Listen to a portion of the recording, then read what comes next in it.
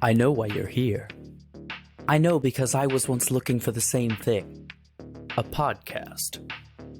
It's the thing that drives us. The thing that brought you here. Well, this is your last chance. After this, there's no turning back. You take the blue pill. The episode ends and you go back to believing whatever you want to believe. But you take the red pill. You stay in Pop and Locke land. And I show you how deep the podcast hole goes.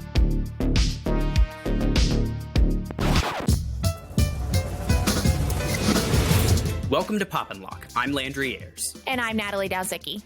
Joining us today to discuss the Wachowski's cyberpunk breakthrough, The Matrix, are mutual exchange coordinator at the Center for a Stateless Society and the senior academic programs coordinator at Students for Liberty, Corey Massimino. Hi there. And the critic at large for Vox, Emily Vanderwerf. Hi. So the movie came out in 1999. What I really want to know is, do you remember the first time you saw The Matrix? And what was your initial reaction? I guess I'll go first. I think I'm the younger one, so my answer is no. But because I was only 4 when it came out, I don't remember exactly when I saw it, but it left a lasting influence on me. I study philosophy in college now, and I'm not sure I would if I didn't watch The Matrix when I was at a very young age, and it kind of impressed on me, that way of thinking. So I can't remember at the time exactly, but I definitely remember its influence. Yeah, I saw it in theaters when it came out, which I guess makes me old. Not at all. Not at all. Yeah, I was my senior year of high school is when it came out, and I saw it with my then girlfriend, and she could not have been more bored, and I could not have been more taken with it. And it spoke to something deep in me that I didn't fully understand for many years, but The Matrix was a really formative movie for me. I watched it many times it was one of the first DVDs I owned. So I've seen this movie probably 30 times. Wow. Why do you think The Matrix has stuck around as part of our cultural vernacular for so long? Like, for instance, and we'll discuss this a little bit later, the metaphor of the red pill or being inside the Matrix is still a very prevalent, oft-cited and referenced sort of illusion that has now become somewhat of a trope that people use. What is it about The Matrix that you think has allowed for that? As somebody who, looks at the history of movies, I'm going to hop in here and say, when it came out, there was nothing else like it. It was so original and so groundbreaking. I recently was on a different discussion about the Matrix, and someone brought up a quote, I think from Joss Whedon. I don't remember for sure, but it said The Matrix was so far ahead that people had to sort of run to fill in the ground between what had been there and what The Matrix was. So you see that happen every so often. Somebody makes a movie that's so groundbreaking that everybody else has to kind of figure out a way to compete with that or best that or whatever. And Star Wars is an obvious example. I think a recent one that's had that sort of impact is Spider-Man Into the Spider-Verse in the world of animated film.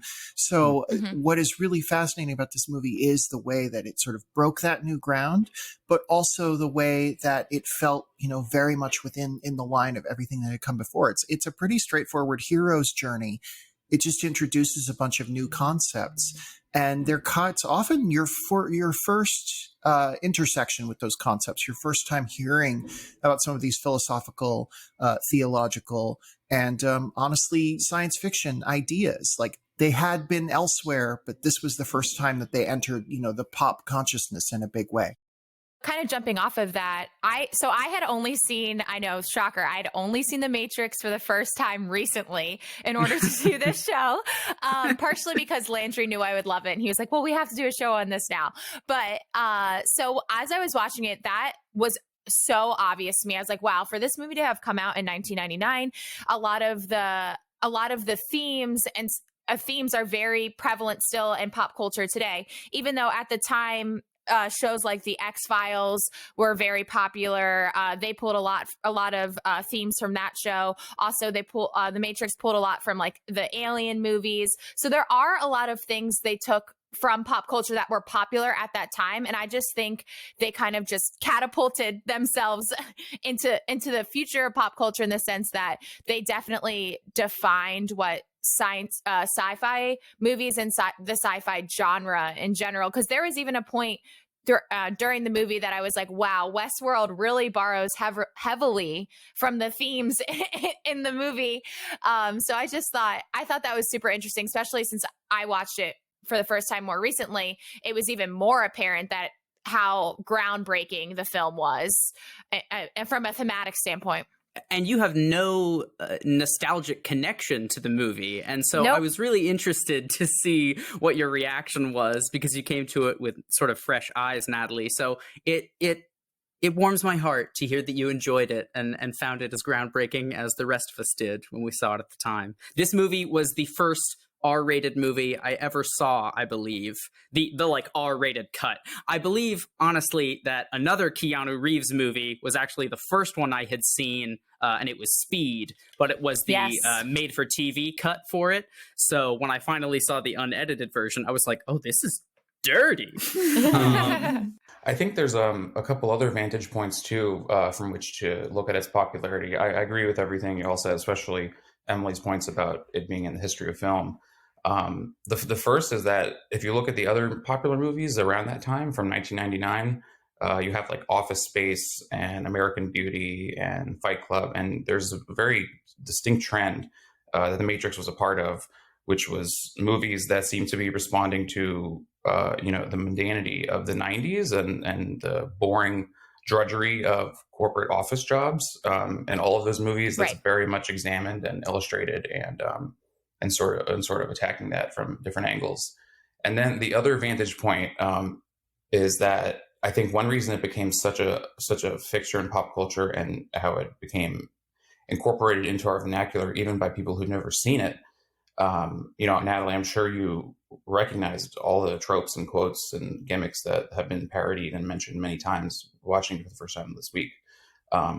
But part of what made it so lasting, I think, is that, I mean, it's not talking about fundamentally new ideas. Nowadays we call it the Matrix, but 2,000 years ago you might have called it Plato's Cave, or 500 years ago the Descartes' thought experiment about the demon tricking us into not believing in reality. And it's just fascinating to me that I was able to make these like really abstract ideas so accessible with these single terms and easy to understand concepts that those philosophical ideas have like percolated into the mainstream, even when people don't realize exactly where they started from.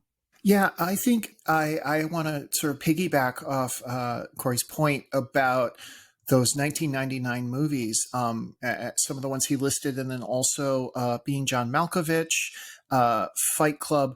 And there's a bunch of them that I have sort of called end of history movies, after the famous Francis Fukuyama quote about how history had come to an end and capitalism had won, and like we were just in for a glorious millennium or whatever. These movies are all about like the fundamental emptiness of that idea, the fundamental emptiness of the idea that you can find meaning in, in consumerism, in capitalism, in like material gain for its own end. And I think that was a really fascinating trend. But it's also interesting that The Matrix and Fight Club, kind of the two movies that have, the most of a genre gloss to put over that sort of idea, are the two that sort of seem to have lasted. Right. And 1999 was also just like, I want to do a side note, a stellar year for movies. Phenomenal. I had looked up recently what's been the best year for movies in the last 45 years. And actually 1999 was I think number 2 or number 3 on the list. So when we say phenomenal, it's been quite the impression over the years. Yeah, you also in 1999 have the deeply philosophical Toy Story 2. Yeah. Oh, of course. Classic film. Yeah. Oh my gosh. It's any of the Toy Stories. It's an intersection of a whole bunch of like old masters who have some of their best films in that year, and then a whole bunch of like new directors who are just starting out, like the Wachowskis. And it's a really fascinating film year for that reason. Right. It's an interesting tipping point, not just from one millennium to the other, but it really is sort of a gap that is bridged by these films that have had so much influence. But we're still borrowing heavily from successful ideas as far back as Plato and as near as films like Alien. That I happen to notice the sort of imagery very akin to Alien for the first time, actually watching it this playthrough, because I had it'd been a few years since I'd seen it, and the last time I don't think I had paid as much care in my viewing, and a lot of things kind of popped out at me in that way. Whether it be the generally pretty good and groundbreaking visual effects for the time, except for that shot when Trinity jumps through the window at the very beginning and goes horizontal. I was like, okay, I know the rest of them are very good, but it just looks bad. Emily, you have actually written an article for Vox that we can link to in the show notes so that our audience can go and read it. But you call The Matrix, by a very interesting title, you call The Matrix the eggiest movie ever made. Would you be able to explain this for our audience? Yeah, I've discovered that when I use the term egg, the cis don't always know what I mean. I'm a trans woman, and one of the reasons that I was so drawn to The Matrix was because it was exploring a lot of these ideas that's also led me to come out. And both of its directors, Lana and Lily Wachowski, have come out as trans women since The Matrix was released. So when I say eggiest movie ever made, the term egg is used within trans circles to refer to a trans person who has sort of not yet realized they're trans, maybe suspects they're trans, but is trying not to think about it too hard. The idea is sort of that you're like trapped inside of a shell, like Neo in his battery container when he wakes up in the real world. And to break through that shell is to become your real self, is to be born or reborn, or however you want to think about it. But also there's a lot of struggle, there's a lot of pain, there's a lot of like work that goes into that. But once you're out, you can sort of embrace the reality of who you are and, you know, what you need to do to live a happy, fulfilling life.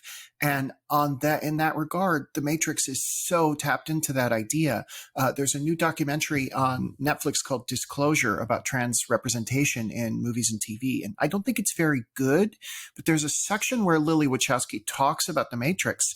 And she's like, I wasn't really sure, I didn't really know I was trans at the time. I knew there was something up.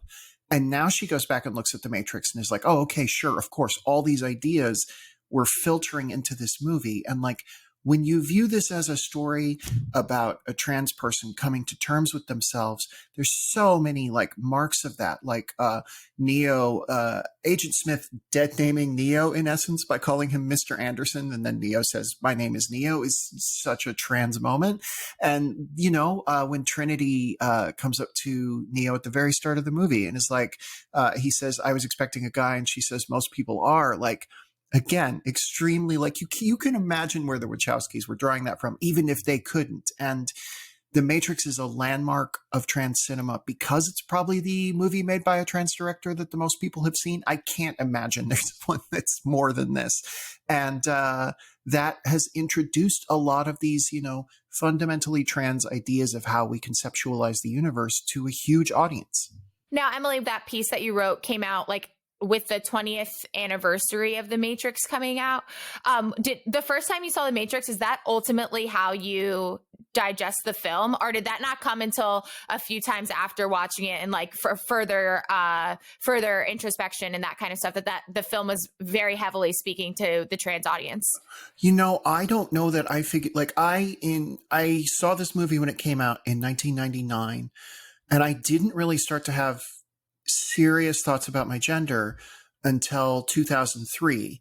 And like, I obviously had been having them. I just didn't understand them in those terms because it was the 90s and trans stuff was so far off the center of the radar. So I just sort of had these vague notions of what was happening. And in 2003, I, did some internet searches, and then it took me 15 years to come out. So that's the Emily Vanderwerf story in a nutshell. But yeah, and I didn't really start thinking about The Matrix as a trans narrative until after Lana Wachowski had come out. Now, there were rumors about her gender transition as early as the first Matrix sequel in 2003. And if you want a sign of how trans-unfriendly mainstream discourse was in 2003, go look up some of those rumors because they are horrifying from the press at that time. But then by 2012, when the Wachowskis made a really excellent movie called Cloud Atlas, she had come out publicly, and there was sort of this move to like revisit their work and think about it in terms of trans identities. And that was kind of when The Matrix, for me, became a film that was explicitly about trans issues. Now, academic scholars had been saying that for over a decade at that point, especially people who are in the field of queer studies in some regard. But yeah, for me, that was kind of when I had that breakthrough. And that was when I started to think maybe there was a reason I watched this movie so many times when it came out. I so often realized that the movies I most loved when I was a teenager were about gender issues in some way that I didn't fully understand, but completely tapped into on a subconscious level. And The Matrix is probably the biggest of those, outside of maybe The Exorcist.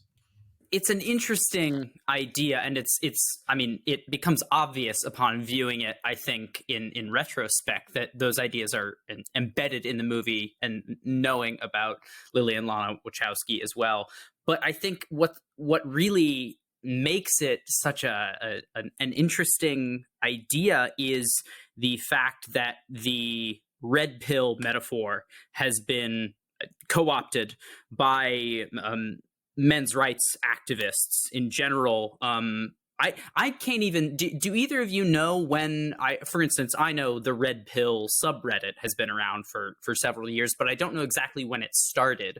So was there a moment that you think people sort of latched on to that idea for that specific end?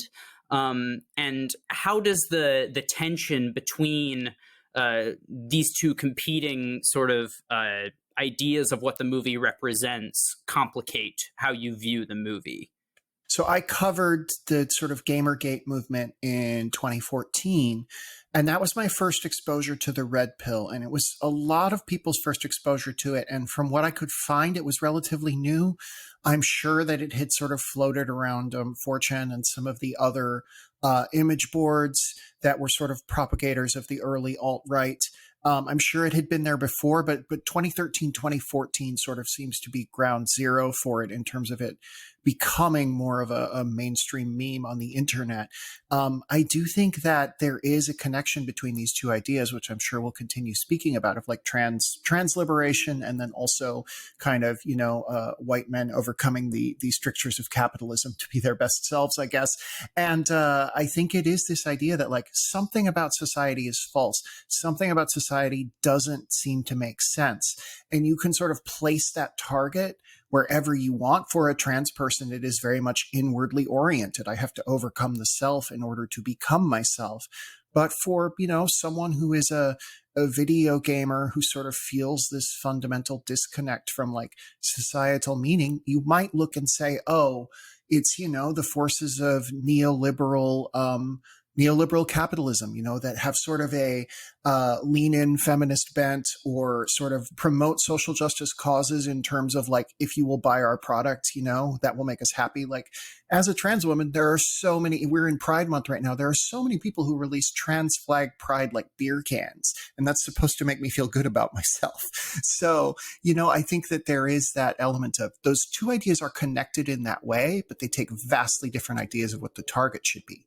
Yeah, I think it's part of a broader change in culture too. The widespread use of the term red pill, because at first, I mean, it was like Emily. I don't know exactly when it started popping up, but it was clearly, I think, appropriated by folks whose ideology, certainly the Wachowskis would not be particularly partial to. And I don't think that Matrix is really speaking to at all, but it was appropriated by them. But now it's become, I mean, it's still used most prominently in those circles, but you also see it sometimes just in normal discussion on social media to refer to, shorthand for opening your mind or reading a bunch of new literature that totally changed the way you view the world. And I think part of that is because the popularity of the Matrix has gone hand in hand with the general decline in American institutions and government and media and academia and business. And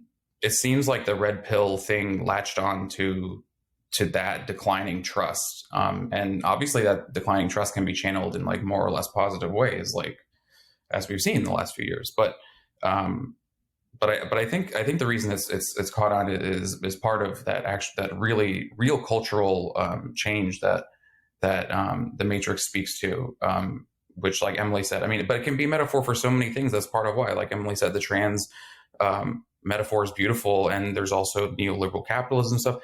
I mean, the Matrix to me is the most quintessentially anti-authoritarian film probably ever. Everything from the Rage Against the Machine soundtrack. To the basic plot, to the agents, to everything.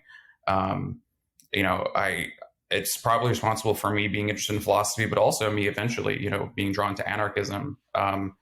It can certainly be interpreted in anarchist ways or anti-capitalist ways or just a million different ways to interpret authoritarianism of the state or the gender binary or whatever you want. So I think that's part of why it's latched on. So Corey had brought up this idea of trust, and I actually had written down a question earlier, thinking about how mistrust is central to the movie. And I was wondering if you guys could come up with some examples of how mistrust really kind of defines and guides the movie. Well, I think it's important I think a lot of people see the movie and they're sort of drawn into very conspiratorial thinking when they try to somehow apply the insights to the real world. And that seems mistaken to me, but it also seems mistaken to me to go too far in the other direction and just say, well, the world is fine. There's no one with competing nefarious interests, trying to, harm other people. So it seems to me somewhere in the middle, right? Like you gotta find this golden mean. I think the movie itself, doesn't really promote a conspiracy theory so much as, this broad, sci-fi fictional narrative. But you can apply those insights to like real world power struggles, I think, in an interesting way.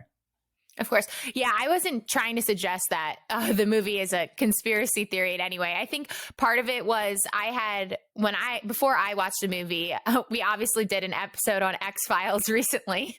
And then I heard about how X-Files had some influences in the Matrix. So then I was looking at it through that lens because I'm one of those people that watched the X-Files and thought it was a bunch of conspiracy theories episode after episode. So I think I kind of went in with a little lens of that. But I think the use of mistrust in the Matrix in terms of you question reality and you question who's right and who's wrong, and obviously who you can trust, I think is a central theme, but it's not necessarily it's not unrealistic is what I'm saying, is what I'm kind of hinting at. It doesn't lean conspiracy theory. At least I didn't mean to suggest necessarily that you were implying it was but I see that a lot, I think, and I worry, and I think conspiracy theorizing has become much more popular than it used to be. And I think that's part of this broader cultural shift that the Matrix is a bit a part of, even if I wouldn't say it's really responsible for. But yeah, I completely agree with the mistrust thing. I mean, it goes all the way from, mistrust of the senses, that goes back to Plato. We can't trust reality itself, to more modern and then postmodern, political and socioeconomic commentary about trusting, establishment institutions. It's really amazing how it kind of explores all these things up and down. I wanted to sort of talk about that X-Files connection, Natalie, because I did. This is going to sound like a tangent, but I promise it's not. I wrote a book about the X-Files, and I interviewed Chris Carter extensively for that book, the creator of the X-Files, and he talked a lot about how in the 90s there was kind of this idea that, like, again, because we had reached quote unquote the end of history, like we could trust government institutions, we could trust all of these things. But there was also this undercurrent of people who were like, wait, but can we? Like, Watergate was at that point 20 years ago.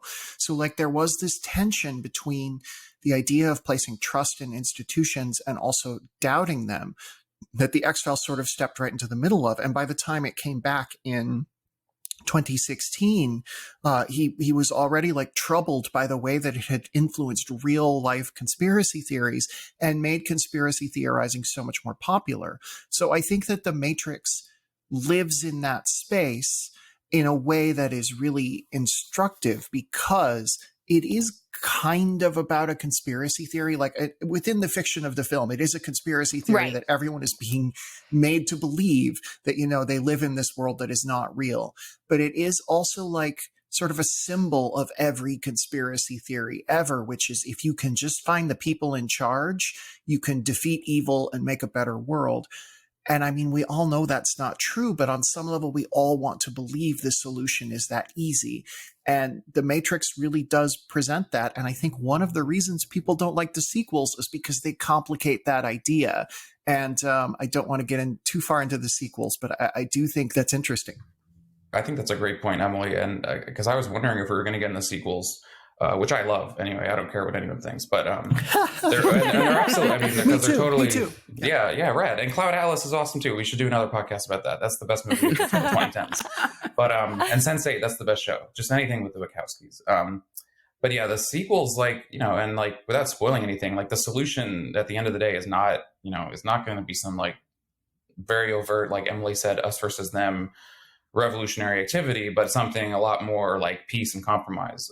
And I think it's a shame because there are even some, you know, the X-Files has been incorporated pretty explicitly into like, or, you know, inspired conspiracy theorizing, and The Matrix too. Like people I think the problem is interpreting, like Emily said, the fiction itself as the conspiracy theory. Like people are literally being, you know, like brainwashed in a way, and people want to apply that like literally to the real world. You know, you have like total weirdos like David Icke. I don't know if you've heard of him. Don't look him up if you haven't. There's no point. But I mean, he's a very popular like new age right-wing conspiracy theorist, and he has a whole thing about using the literal term "the Matrix," and I think he even uses the coding green imagery from the movie to you know, go off his popularity. And he has some weird story about, you know, we're all being fed false illusions and false reality from these lizard aliens on the moon controlling us, you know. And I mean, I guess that's possible. I never really considered it, but it's probably, you know, it seems a little outlandish, and trying to apply like the Matrix literally to the real world is like where people go wrong, instead of just understanding it as like a metaphor for sociocultural processes, you know, without prevailing narratives and ideologies dominate society and ultimately change. That's the way it should be understood. Right. I think it could very easily, and obviously has, I think as we talk more and more about conspiracy theories, you see how they all link back to, you know, similar ideas of sort of mainly racist or anti-feminist sort of hegemonic ideas that heavily lean towards anti-Semitic ideas, and all of these people that tend to view it from literal perspectives.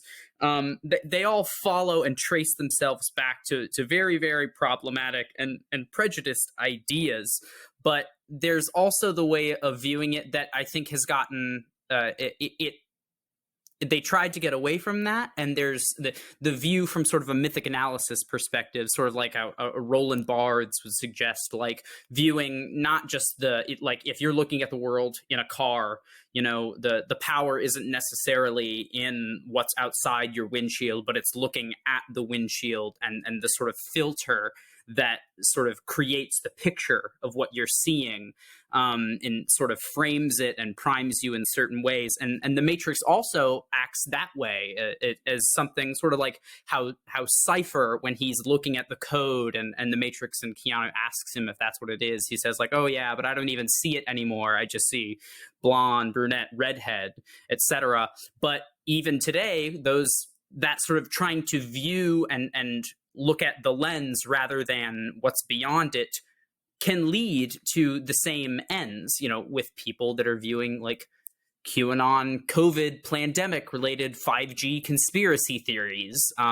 They're trying to sort of see the lens, but it still leads back to the same sort of ideas. So I think thinking about it in a conspiratorially minded way makes me a little bit pessimistic about the effect that the movie has had. But I also know that that is not really what the film is about. It's, I think, more of a product of the climate that has sort of grown out around the movie. Yeah, I actually, I want to turn to that from sort of a film theory point of view, which is there is this real dispiriting trend, I think, especially in the internet era. This has always existed, but the internet has sort of made it easier to propagate, which is, I want to know definitively what this movie means. I want to have all the symbols laid out. I want to have a concrete theory of the center of this movie. I often call it fundamentalist criticism because it is just like this idea that there is a single answer that will explain The Matrix or Mulholland Drive, or a really recent example is the Jordan Peele movie Us, which I think is a beautiful, brilliant like series of symbols about what it's like to be alive in America and be in like one of the upper classes right now. And like that is so often reduced to like a single meaning for what it means. And there's a famous film theorist named Siegfried Krakauer who was born in Germany and emigrated to the US right before World War II. And he wrote a book called From Caligari to Hitler, which examines sort of the German film industry from the era of F.W. Murnau in the late teens, early 20s to the rise of the Nazis. And sort of his theory is that movies especially provide a window into like a culture's subconscious because so many people are making them and so many people have input on them. So our attempts to look for like literal meanings in movies is just like a self-defeating, because in some sense they're dreams that like a country is having. So The Matrix is a dream the United States had, just like Us is. And like they're telling us things about how we see ourselves filtered through a number of people who live and work here. And I think that is a much more useful frame to apply to these movies than sort of the idea that like you can figure out the single meaning behind them, that I know nobody here is talking about, but is a really pernicious idea in film culture. That's really fascinating of a term. I think it's really useful, Emily, fundamentalist criticism, because it's a shame because I can't think of a movie that should be interpreted less that way, that has a more open-ended sort of ongoing, grappling with what the movie is saying. I mean, like we touched on earlier, I mean, I'm a cis dude. The trans metaphor had to be explained to me, a few years ago. I don't remember when, but I mean, obviously the light went off as soon as it did. I was like, wow, this movie is about everything in the whole world, isn't it? I mean, it's just a beautiful metaphor for everything you can imagine. And that was never apparent to me. So it's a shame that's such a open to interpretation film has created or contributed to that. Well, I think also kind of what makes films like this so beautiful is the ambiguity of how you watch it, or like the lens through which you see and watch the film. Because as I was watching it, I was also thinking about how the whole story was kind of a metaphor for how we view social media now too. So this idea of like what is real and what isn't, like the life you live on the internet, like Emily was saying earlier, like our internet culture has kind of changed certainly how we consume a lot of things, and how people sometimes live separate lives online than they are in person. And that's kind of what I kind of saw the same thing while I was watching Westworld. And obviously these have two very similar narratives in terms of like what is and isn't real. And then another thing that kind of struck out to me as well was that this idea that techno panic was so heightened at the time that this movie came out. So the Y2K and the fear of what the internet would bring. And I just think it's interesting that was the panic that was happening at the time period. And then I viewed it from a way that technology is allowing people to have these separate lives and not even recognize it. And it was another film that came out much later. And when I first watched the first 20 minutes of The Matrix, I was like, oh, this is like iRobot. They created machines that are going to take over the planet. And then it's like our technology has led to our own demise.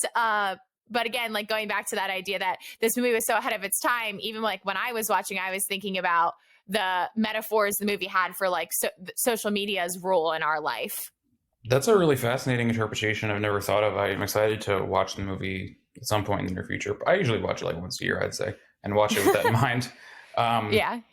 Yeah, and it goes to, because there's a little interest. The movie is filled with these allusions and references, explicit or implicit, to history of philosophy concepts like we discussed. But one of the ones we didn't touch on yet was in the movie early on, Neo is in his apartment, and these people come over to his house to buy code, and to give it to them, he takes a book off a shelf and opens it, and it's empty, and it just has the code in there. And so the book, you see briefly, is Simula and Simulacrum by a philosopher named Baudrillard, I think is how you pronounce his name. Forgive me if I mess that up. But now it's really funny because I recently was able to do, anyone who's not familiar with a sociologist named Fabio Rojas, definitely look into his work. He's a huge Matrix fan. He's really thought about these movies a lot. And he also does a lot of work on history of like civil rights struggles and things like that. And I did a reading group with him for Students for Liberty, the organization I work with, where we watched the Matrix movies and also read some literature associated with them. One of them being excerpts from Simula and Simulacrum, that book that's in the movie. And so the basic gist from the Baudrillard's ideas, as I understand them, and they're particularly complex or hard to understand depending on who you ask. So certainly there's room for interpretation. But the basic gist is exactly what you were saying, Natalie, which is like, at some point it becomes impossible to distinguish the real from the unreal. And when Morpheus is explaining the real to Neo later on, he uses the term the desert of the real, and that's straight from the book, I believe. And the idea is that, to me, a very useful example to illustrate Baudrillard's point is like Disney World. Like when you're when you're there, what is artificial and what isn't? Like even your interactions with the cast members, there's this artificiality, this standing in the way. And I'm not really like shitting. Like I live in Orlando. I like Disney World. I actually got engaged. I got engaged with Disney World. I love Disney World. But it's useful to understand this idea. And it's kind of funny because I believe Baudrillard complained and said the Wachowskis didn't understand his book. And then the Wachowskis shot back and said he didn't understand their reference because in the movie, the book is empty. So they were actually criticizing him for like offering another artificially constructed empty theory that doesn't actually get us anywhere or explain anything. I don't know. You can get into the weeds of like what all this actually means. Right. And you can probably write a thesis on it. But it's really fascinating, I think, for you to bring up like social media in particular. It's very cool that movie can, long before social media was a thing, can help us understand it now. Right. And it's especially what Baudrillard, I think, really emphasizes in that book is he uses terms like real. And I think even instead of unreal, I think he uses the term hyper real and hyper reality.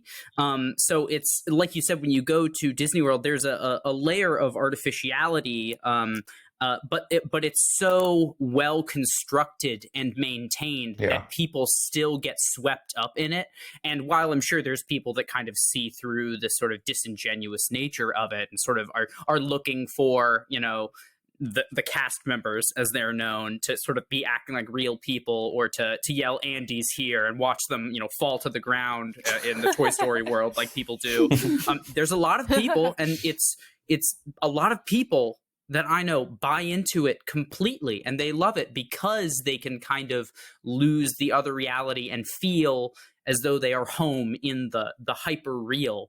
And there was another example that Baudrillard really used to explain this that we studied back in many, many years ago in my wise days of graduate school, where he talked about specifically the television depictions of the Gulf War, and how the sort of, even more than like the war in Vietnam, the constant daily bombardment of images of what it was like in the Gulf War constructed a hyper real picture of what that conflict was actually like, which had very real repercussions on the later war on terror and what it could represent. And even if it's not necessarily conspiratorial, it certainly has that tone. And like we said, it traces itself back to racist and very, very problematic ideas that are sort of anti-globalist and nationalistic, that I think have influenced the sort of foreign policy and leaning on defense and war as a means of establishing power in a global economy. So I think it's really, really interesting to bring up hyperreality that as opposed in relation to this movie, especially when you can read it in so many different ways, which for some movies I would get really, really frustrated with because I would see it as lazy. But for The Matrix, being able to read whatever you like and sort of slot in different lenses of seeing it, actually, I think makes it even more enjoyable and interesting. Well, Landry, I think it's actually pretty interesting that you bring up this idea of of hyperreality and its effects on not only our culture, but how we view things like war or suffering or misery. Because this is one of my favorite quotes from this movie is Agent Smith is talking, and I had written it down, so hopefully I don't butcher the quote, but he's explaining how they made the Matrix and the first one failed and that no one would take to it. But he goes on later to say, but I believe that as a species, human beings define their reality through misery and suffering. So the perfect world was a dream that your primitive cerebrum kept trying to wake up from, which is why the Matrix was redesigned to this. The peak of your civilization, I say your civilization because when we started thinking of you, it became our civilization, which is, of course, what it is all about. Evolution, Morpheus, like the dinosaur. Look out that window. You had your time. The future is our world. The future is our time. I'd like to share a revelation that I've had during my time here. It came to me when I tried to classify your species and I realized that you're not actually mammals. Every mammal on this planet instinctively develops an equilibrium with the surrounding environment, but you humans do not. You move to an area and you multiply until every natural resource is consumed. The only way you can survive is to spread to another area. There's another organism on this planet that follows the same pattern. Do you know what this is? A virus. Human beings are a disease, a cancer of this planet. You are a plague, and we are the cure. I just thought that whole scene was when he's talking to Morpheus, Agent Smith is talking to Morpheus, was just excellent. Do I believe that human beings are a cancer? No, but I just thought the metaphors going on throughout this paragraph and this whole idea that we define our reality through misery and suffering, which is interesting why you brought up like the hyperrealism that we used to show on TV of war, I think is not wrong. Like, I don't think a lot of these points are necessarily incorrect, but I think they're also heightened for entertainment. But I just loved that part of the movie. And I thought that quote was just really beautiful in terms of its elegance and its kind of negativity at the same time. Yeah, I think part of the brilliance of that scene is I think it's the first time it really shows us that the machines, and in particular Smith, has his own thought out perspective on the world, and it's not just some sort of robotic automatic reaction to things, and it's even a perspective that, when he puts it that way, can sound very compelling, and humans can even participate in that perspective if they were persuaded by it. And in a way, it humanizes, this non-human robot. I think it's absolutely. really, really fascinating scene by expanding the character of Smith and giving him more depth too. I want to just sort of mention 2 points. The first of which is, it is very strange that this movie has become a calling card of, I would say, the alt-right, because the Wachowskis themselves are very famously extremely leftist socialists, and like, you occasionally will see a news story about like some protest against capitalism or Donald Trump or something, and like Lana Wachowski will be like quoted because she's there joining in the protest, and like they have certainly given money to those causes and things like that. So it is interesting to me the degree to which this movie has been interpreted by so many different people as being about their cause and about their fight. Even to the literal opposite of its director's sort of intentions. I've always found that a fascinating thing that happened with this movie, because I think you can project whatever you want to onto it.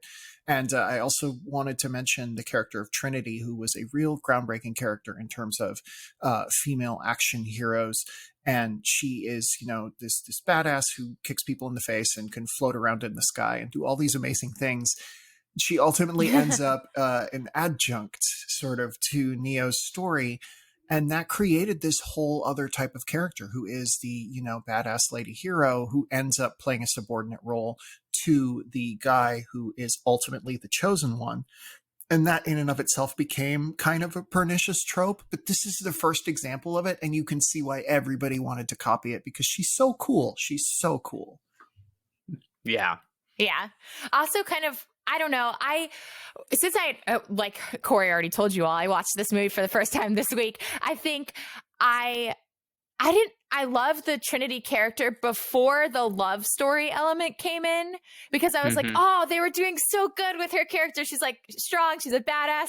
And then I was like, oh, they just fell into like such a common movie trope. Like I was like kind of upset that the love element even came in. I mean, I understand why I did, and because of the Oracle and all that stuff, but I was just, I don't know. I guess I was kind of hoping for more, because I just thought like, I just saw her in a different light before that. And then with the love element and then she becoming kind of like a subordinate character, I was like, dang. I was like, she's so close, almost had it. But yeah. And it's not even like she, falls in love with Neo in addition to having, some other goal. And like, because you could see how if she was, a little bit more of a, not that she's two-dimensional, I would say. There's definitely dimensions, there's been progress in the depiction of women, and she is sort of a step in that. But that becomes the totality of her story arc. And the Oracle's, like, even destiny that she provides her is centered around Neo. So it's like, you really got so close. Yeah. And it just makes me sad. Yeah, I agree. I don't really disagree with what any of y'all are saying, but I just want to say that scene in the penultimate fight when the camera zooms in on Trinity and then she's holding the gun to the agent's head and she says, "Dodge this," and it zooms out and it's slow motion. That scene's awesome. Just so y'all. I love that. I agree. I love it. It's great. But yeah, and I think that's something that I forget. When I watched it, I was like, oh, that was a great moment. Is at one point, I mean, she really does save him at some point. So it's not like she is, she doesn't serve a purpose. It's that the purpose is to save the man who ultimately is the one that is viewed as the sort of, not wrongly, the white savior of the storyline. I think, like Landry said, there has certainly come a long way in progress in terms of how the roles that females play in movies. And I think this one was certainly still groundbreaking. Like, it wasn't necessarily that she was the damsel in distress, right? So we've come a long way from that common movie trend, especially for female characters. But I would just wanted to see a little bit more from her. And now for the time in the show where we share all of the other media that we are consuming during this time. This is Locked In. So, Natalie, Emily, Corey, what else are you locked into?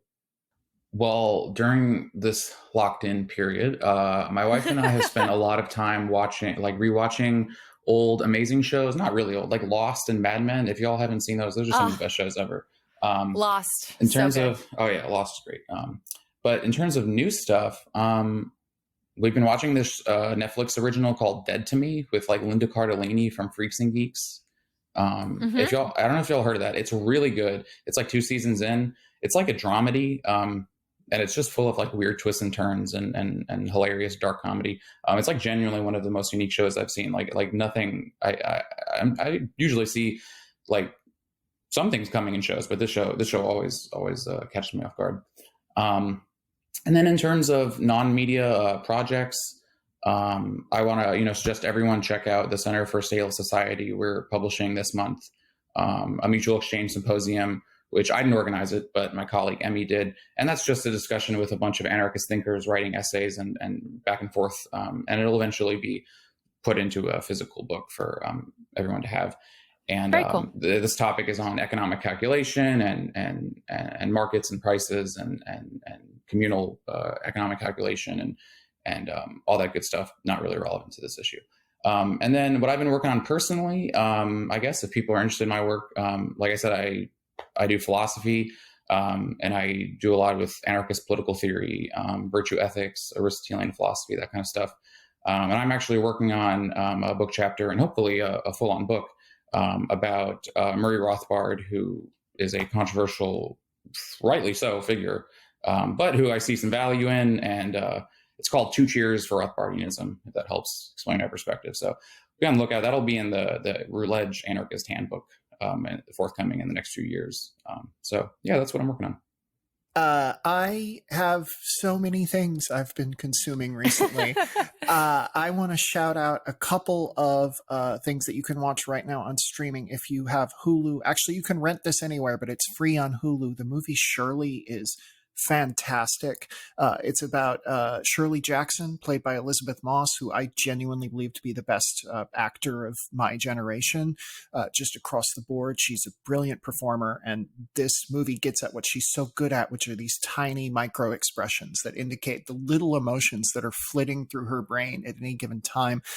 It's part of one of my favorite subgenres of film, which is mid 20th century white people yelling at each other in a big house. Like, I just love those movies. Yes. And I also would like to shout out the HBO series I May Destroy You, which is a British show that HBO is a co-production, I believe. It's from the writer and actor Michaela Cole, and it is about the aftermath of a sexual assault, and it is somehow so much less grim than that sounds. I don't want to say it's life affirming, because it's not, but it is about the ways that sort of women can like move through that and sort of try to find a way to cope in that situation. And finally, I want to shout out the Netflix show Babylon Berlin, which consumed most of my my time in quarantine. It is a German series about Berlin in 1929, and it's sort of a police drama, but not really. It has musical numbers. It has one of the best will they won't they romances I've seen in ages. And it is a really brilliant, like, symbolic sort of story about the rise to power of the Nazis and how blinded, like, other people in Germany were to what was happening until it was well too late. The third season came out early this year. The fourth season supposedly goes into production later this year, though who knows with all the COVID of it all. But it's such a brilliant show. Oh, and I'm reading War and Peace. I don't know if you've heard of it. Good book. As to what I'm working on, there's way too much, but I will plug my work at vox.com.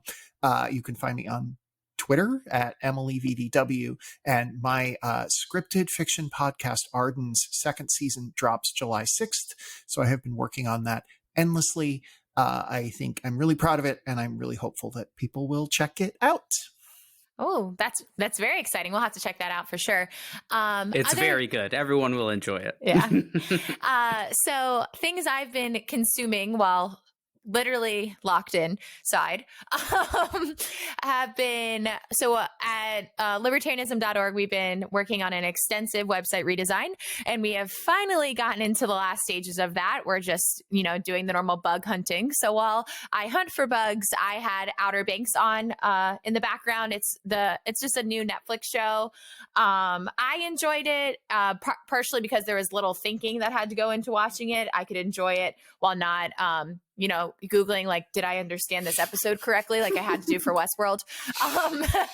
And then other things I've kind of been watching. I did watch Just Mercy because Amazon Prime had it for Amazon Prime still has it for free, I believe. And the other thing, I started reading Little Fires Everywhere. I told myself I would read the book before I watched any of the show. That show's on Hulu with Reese Witherspoon and oh gosh, I'm gonna blank on her name. The woman from Scandal. What is her name? Kerry Washington. There he is. Kerry Washington. I'm only about 100 pages into the book, and it's pretty good so far. And I have taken a break from my World War II fiction novels, and Little Fires Everywhere is a nice break from that. So I just recently finished my first ever complete watch through. I had seen the first season, I think, once before, but I actually took the time to sit down and finish Avatar: The Last Airbender last week. It was great. We're going to start Legend of Korra soon. It has been very, very interesting. For those of you who may not be familiar, it is a anime-inspired show, a cartoon, though, created by Nickelodeon. Really? That is, yeah, it was on How Nickelodeon. did I not know that? I don't know, because you're missing out. And it's a shockingly complex and nuanced children's television show that tackles issues such as war, genocide, mastering the elements and bending fire, earth, water, and air, refugees, all types of very, very interesting topics. It has an awesome redemption arc for a character that I think is very well done, and for a children's show is just really great. So if you have kids and you want to give them a great show to watch, or you just like animated shows in general where there's like awesome fight scenes and interesting sort of soft magic, I would highly recommend it. And then there is a second series, the Legend of Korra, that I have not started yet, but is set in the same universe. I have also just started reading a book called How to Wreck a Nice Beach by Dave Tompkins, and it is a history of the vocoder, which you might recognize from music by people like Africa Bambaataa, or a lot of electronic and sort of funk music starting in the 70s, and sort of was a progenitor to the sounds that auto-tune became. In fact, a lot of people believe Cher's song that was actually the first to be released with the auto-tune software. A lot of people thought it was a vocoder originally. But it was actually developed by Bell Labs in the 1930s as a way to compress and then send and resynthesize speech over the transatlantic cable that was then funded by the U.S. military and used by people like FDR and JFK to speak in covert lines, and was sort of used by the military, and then was reconstituted as a musical instrument. And so it's a really, really fascinating history book about this device that is not super technical, and it's written by Dave Tompkins, who writes for Slate and a lot of other different outlets. But I highly recommend it if you are interested in production, music, war history, or technology, or anything like that.